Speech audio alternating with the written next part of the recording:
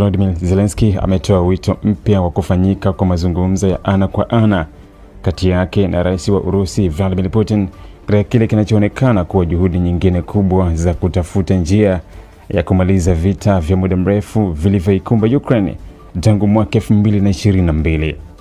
Hatua hiyo imekuja wakati mapigano kati ya majeshi ya nchi hizo mbili yakiendelea kusababisha madhara makubwa ya kibinadamu, kiuchumi na kisiasa katika eneo la Ulaya Mashariki.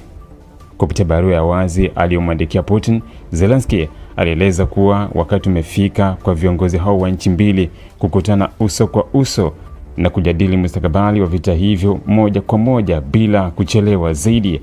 Katika ujumbe huo mrefu uliokuwa na zaidi ya maneno 1800, Zelensky alisisitiza kuwa mazungumzo ya moja kwa moja kati ya viongozi ndiyo njia pekee inayoweza kuleta suluhisho la kweli na la kudumu kwa mgogoro huo.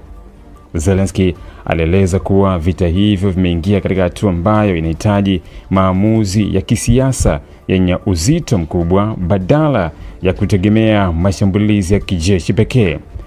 Kwa mujibu wa rais huyo wa Ukraine, kuendelea na mapigano bila juhudi mpya za kidiplomasia kutazidisha mateso kwa wananchi wa kawaida, kuharibu zaidi miundombinu na kuongeza hatari ya kuenea kwa athari za mzozo huo katika maeneo mengine ya dunia.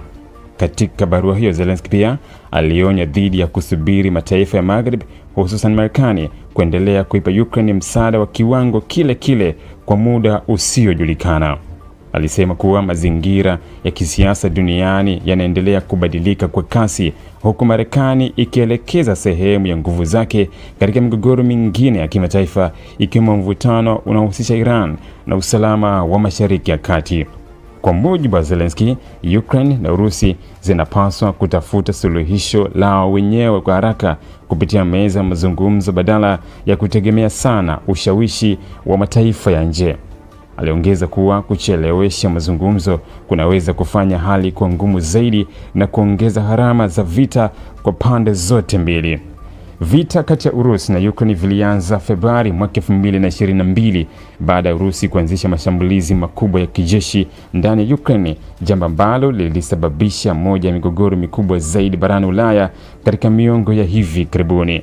Tangu wakati huo, maelfu ya watu wamepoteza maisha, mamilioni kulazimika kuhama makazi yao, huku miji mingi ikiharibiwa vibaya kutokana na mashambulizi ya mara kwa mara. Ingawa kumekuwa na majaribio kadhaa ya mazungumzo katika vipindi tofauti vya vita hivyo, juhudi nyingi zimekuwa zikikwama kutokana na tofauti kubwa za kisiasa, kijeshi kati ya